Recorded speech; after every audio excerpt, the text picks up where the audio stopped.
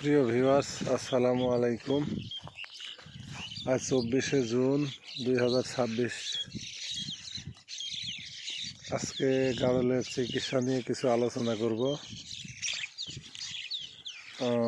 অনেকে ফোন দিচ্ছেন তো আমাকে, বা অনেক পরিচিতরাও দেয়, বা যারা ভিডিও দু একজন দেখে পরিচিত যারা কল দেয়, তো সবার উদ্দেশ্যে বলছি গাড়লের রুটিন চিকিৎসা। এর আগে অবশ্য বলছিলাম আমি একদিন, তারপরে আমি পর্যায়ক্রমে কয়েকদিনের মধ্যে টুকিটাকি আলোচনা করব। সেটা হলো, একটা গাড়ল দেখবেন মাঠে আসার পরে হয়তো খাচ্ছে না, শুয়ে আছে কেন?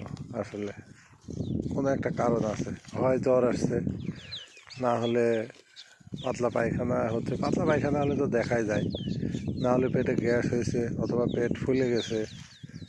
হ্যাঁ, আবার কিছু ধাড়ি আছে বাচ্চা হওয়ার আগ দিয়েও কিন্তু সয়, ওইটা কোনো সমস্যা না।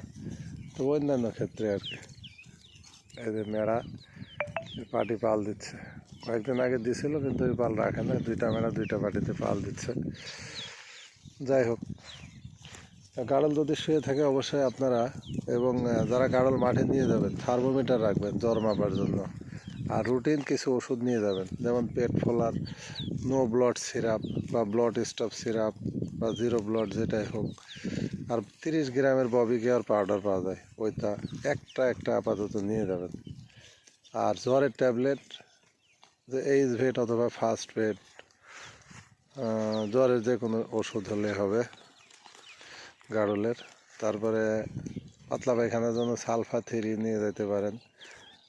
এই দুই একটা এরকম কয়েক ধরনের ওষুধ আপনারা ব্যাগে রাখার চেষ্টা করবেন। তো একটা গাড়ল যখন শুয়ে থাকবে অবশ্যই গাড়লের জ্বরটা মাপবেন, জ্বর আছে কিনা দেখবেন।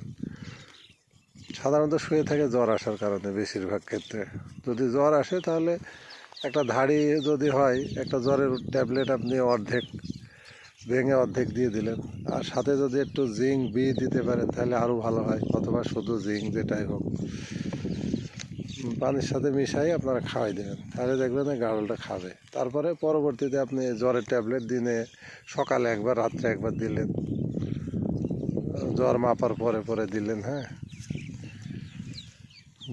সাধারণত জ্বরের ওষুধ খেয়েই ঠিক হয়ে যায়। যদি না হয় তাহলে ট্রাইজন ভেট 1 গ্রামের ইঞ্জেকশন, যেটা ওইটা ডেলি একবার করে দিবেন মাংসে, তাহলে দেখবেন ইনশাল্লাহ জ্বর চলে যাবে। আর তারপরে যদি না হয়, আরও অন্যান্য চিকিৎসা আছে, সেটা পরে টাইফুর ভেট ইঞ্জেকশন দেওয়া যায়, ট্রাইজন ভেটে কাজ না হলে, তবে ট্রাইজন ভেটেই হয়ে যায়।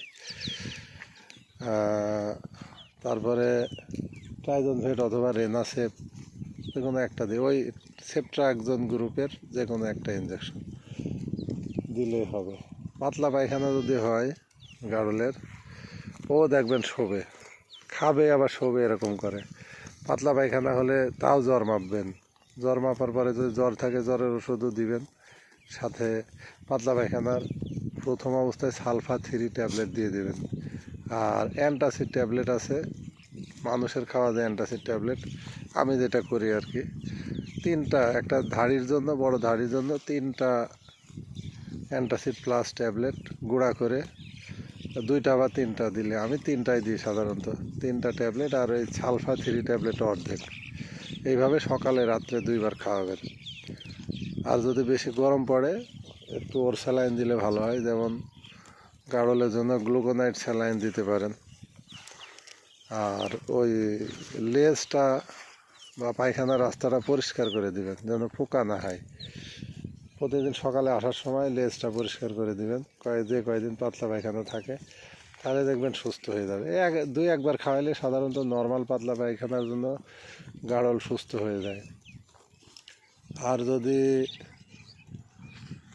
আপনার তাতেও না হয়, তাহলে তো অন্যান্য ওষুধ দেওয়া লাগবে। যেমন যদি রক্ত পড়ে তাহলে অবশ্যই সিপ্রোফ্লক্সাসিন গ্রুপের যে ট্যাবলেট পাওয়া যায়, সিপ্রো এ বা সিপ্রোসিন ভেট, ওই ট্যাবলেট আপনি অর্ধেক করে দিতে পারেন। ওর সাথে আপনি সালফা-3 দিলেন, ওর স্যালাইন দিলেন। আর অবশ্যই রেনাকে পাউডার 10 গ্রামের পাউডার, ওইটা একটা করে দিতে হবে সকালে একবার রাত্রে একবার দিতে হবে, তাহলে সুস্থ হয়ে যাবে। আর যদি রক্ত আমাশা বন্ধ হয়ে গেল কিন্তু পাতলা পায়খানা কমছে না, তাহলে অবশ্যই সালফা 3 বাদ দিয়ে দিবেন। দিয়ে ওই যে মার্বোভেট নামে যে ট্যাবলেট পাওয়া যায়, ওই ট্যাবলেট আপনি ডেলি একটা করে খাওয়াই দিবেন একবার, অথবা অর্ধেক করে দিলে সকালে রাত্রে 2 বার দিবেন, তাহলেই ঠিক হয়ে যাবে ইনশাল্লাহ। এই গেল জ্বর আর পাতলা পায়খানা বা রক্ত আমাশার। যদি দেখেন একটা গাড়ল, বিশেষ করে ওই ধান কাটার পরে অথবা ভুট্টা গম কাটার পরে এই টাইমে সমস্যাগুলো বেশি হয়, সেটা হলো গাড়ল খেতে খেতে হঠাৎই পেট ফুলে যায়। হঠাৎ দু একটা গাড়লের ধাড়ি বিশেষ করে বেশি হয়, পেট ফুলে যায়। এমন পেট ফুলে ওই গাড়ল যদি ওর ট্রিটমেন্ট না দেওয়া যায়, তাহলে কিন্তু অনেক গাড়ল বেশিরভাগ ক্ষেত্রেই মারা যায়। ওই 7-8 ঘন্টা থাকলে কিন্তু মারা যাবে। এই জন্য যদি গাড়লের পেট ফুলে যায়, আপনারা তৎক্ষণাৎ নো ব্লড অথবা 0 ব্লড সিরাপ অথবা ব্লড স্টপ সিরাপ অর্ধেক দিবেন। আর ববি কেয়ার পাউডার পাওয়া যায়, 30 গ্রামেরটা হলেই হবে, একটা পাউডার একসাথে গুলাই পানির সাথে মিশাই ওটা খাওয়াই দিবেন। দেখবেন যে ইনশাল্লাহ 2-1 ঘন্টার মধ্যেই বা আধা ঘন্টার মধ্যেই ওর পেট কমা শুরু করবে। 1-2 ঘন্টা পরে দেখবেন যে ও পেট সেরে যাবে। একবার দিলে হয়, ওইটা আর লাগে না। পরবর্তীতে দেখবেন যে আবার খাওয়া শুরু করবে, ও সুস্থ হয়ে যাবে। এটা কিন্তু জিনিসটা সহজ, তবে খুব কঠিন। যদি এই ট্রিটমেন্টটা না দিতে পারেন, তাহলে কিন্তু গাড়ল বেশিরভাগ ক্ষেত্রে মারা যায়। আসলে গাড়ল খামারিরা কেন লস খায়? গাড়ল খামারিরা লস খাওয়ার অনেকগুলো কারণের মধ্যে একটা গুরুত্বপূর্ণ কারণ হলো ট্রিটমেন্টটা আমরা জানি না। গাড়ল পালন করতে গেলে অবশ্যই গাড়লের ট্রিটমেন্টটা মাস্ট বি জানতে হবে। তার কারণ গাড়লের ট্রিটমেন্ট আপনি নিজে না দিতে পারলে আপনি কখনোই একজন ভালো গাড়ল খামারি হতে পারবেন না। ও টুকিটাকি সমস্যাগুলো আপনাকে অবশ্যই জানতে হবে। গাড়লের পায়ে সমস্যা হয়েছে, পা খোঁড়াচ্ছে, দেখবেন যে পায়ে অনেক সময় ময়লা ঢুকে যায় পায়ের ফাঁকে, ওই ময়লাটা বের করে দিবেন, পরিষ্কার করে দিবেন। সবগুলাই হয় না, মাঝে মধ্যে একটা হয়। যদি দেখেন যে দরকার হয় একটু নাক দিয়ে একটু শুকে দেখবেন যে কোনো দুর্গন্ধ বের হচ্ছে কিনা। যদি দুর্গন্ধ বের হয়, তাহলে পরে তুঁতি পাওয়া যায়। ওই তুঁতির কথার আগেও আপনাদের বলছি। এই তুঁতি আপনারা 50 গ্রাম বা 100 গ্রাম কিনে রাখলেন, বেশি দাম না, বোধহয় কত টাকা আমার ঠিক মনে নাই, ওদের 40-50 টাকা 60 টাকা ওদের সহ নিতে পারে, জায়গা ভেদে কম বেশি হয়। এই তুঁতি নিয়ে আপনারা একটা ছোট্ট বোতলে গুঁড়া করে, একবারে মিহি করে গুঁড়া করে পানির সাথে মিক্স করে রেখে দিলেন। একটা বোতল, ছোট বোতল 250 ml বা 500 ml বোতলে দিয়ে, ওইটা যখন ওই পায়ে ঘাম হতে হবে বা দুর্গন্ধ বের হবে, একটু 3-4 ফোঁটা 5 ফোঁটা লাগাই দিলেন। এরকম ডেলি রাত্রে গাড়ল মাঠের থেকে বাড়িতে নিয়ে যাওয়ার পরে আপনারা দিয়ে দেবেন। দেখবেন যে কয়েকদিন দিলে ইনশাল্লাহ ওর পা খোঁড়াবে না, সুস্থ হয়ে যাবে। তো এইটা আপনারা করবেন। আরও অন্যান্য ট্রিটমেন্ট আছে, অন্যান্য ট্রিটমেন্টের ব্যাপারে আবার আগামী ভিডিওতে বলবো ইনশাল্লাহ। তবে গাড়লের ট্রিটমেন্ট যদি চিকিৎসারভাবে মারা যায়, তাহলে আপনি কখনোই গাড়ল পালন করে লাভবান হতে পারবেন না। আর যারা প্রবাসে থাকেন বা চাকরি করেন, বাহিরে থাকেন, মোবাইলে অবশ্যই শোনেন আপনারা কম বেশি, যারা গাড়ল খামার করতে চান বা ভাবছেন, কখনোই আপনি নিজে না থেকে গাড়ল পালন করবেন না।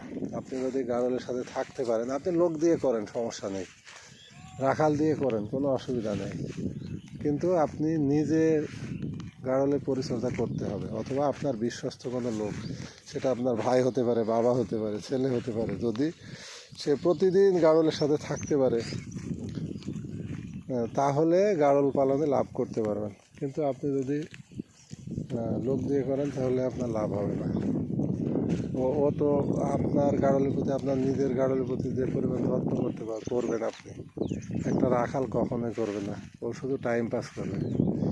এই জন্য নিজে থাকতে হবে, না হলে প্রবাসে থেকে বা অনেক টাকা আছে, টাকা থাকলে গাড়ল খামারি হওয়া যাবে না। আপনাকে নিজে থাকতে হবে।